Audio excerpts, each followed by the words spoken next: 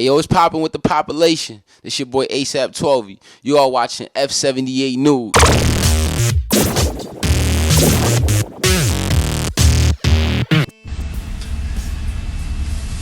So,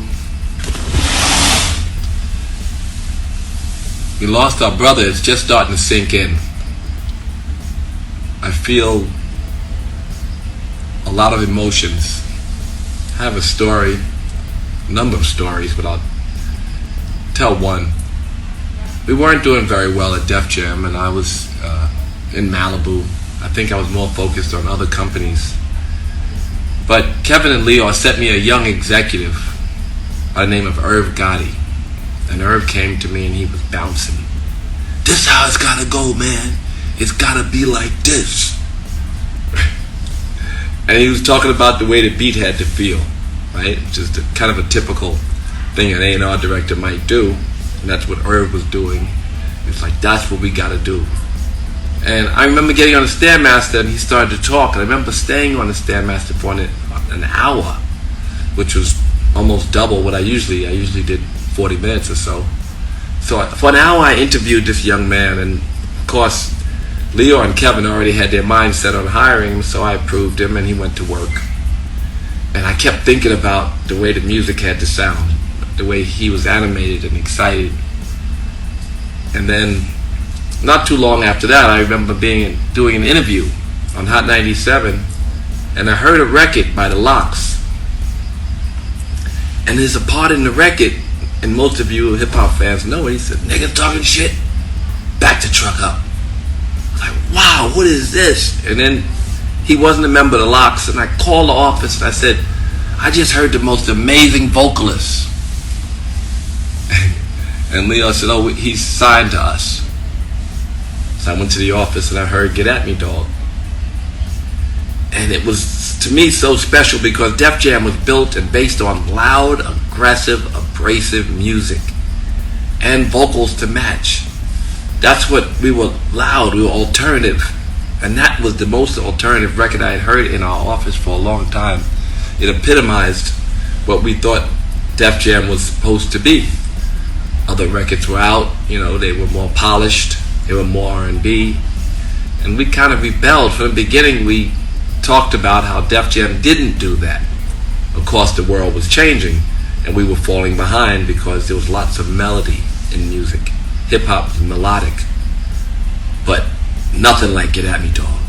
And "Get At Me, Dog" was going against the grain and reminded me of what we loved at Def Jam. So I was so excited. I remember going to the tunnel when he first performed it and watching him perform it, like, wow, Def Jam is back. Sure enough, he saved Def Jam. And it was a moment for us, and lots of other things happened around that time, and Def Jam exploded.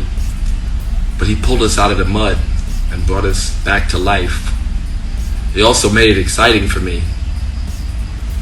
And Earl Simmons was a hero, a personal hero of mine, and a music hero for me.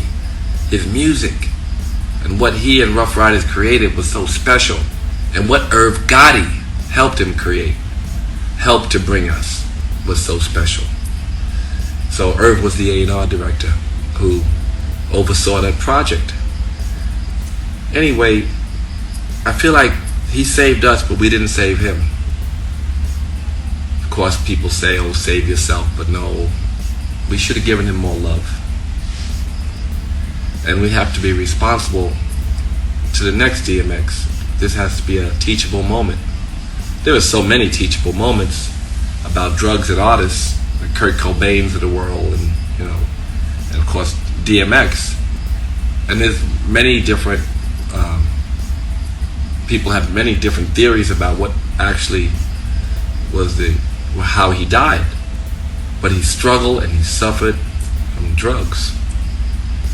I remember the last time I saw him, a couple of years ago.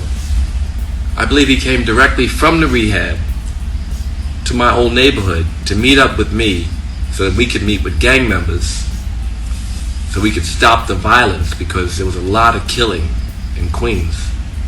He came to Queens and he gave of himself, and he said some of the things I said to them before him but when he said it, they listened. He had a way of saying things that people could digest, and especially those kids in Queens. So he came to help us. He saved our music company. I'm sure that day he saved some lives, and we didn't save him. So it's a teachable moment for me to be more responsible when I can, to reach out to those in need, to just be better. Personally, I don't take full responsibility. I'm just one person. But I should have taken more responsibility. And he's going to now leave us a legacy of one of the greatest music artists, certainly 70 million records, and changing the way we sounded and reaffirming Def Jam's place in history and having a heart of gold. Those are the characteristics that I can ascribe to him. DMX had a heart of gold. He was a loving, beautiful person who wanted the best for everyone. He was always in struggle, but always in prayer. He gave the best of himself, the best that he could, and we should have, I think, given him better. It's just the way I'm feeling this morning. I hope that I know that we will celebrate him. I know that God will receive him. That day that he came to Queens, he didn't have to come. I remember the enthusiasm that he had when he knew that he could affect the lives of others. I remember the prayer he gave. I remember the discussions he had with each of the gang members. And I remember their eyes lit up listening. Just like that whole generation's eyes lit up every time his songs played and they listened. So God bless you, DMX. God will receive you. God bless your family. And I'm praying that people around you get some peace. I know you're at peace now. And I'm deeply, deeply appreciative to have been a part of your life, however small. You're a big part of mine. Thank you so much.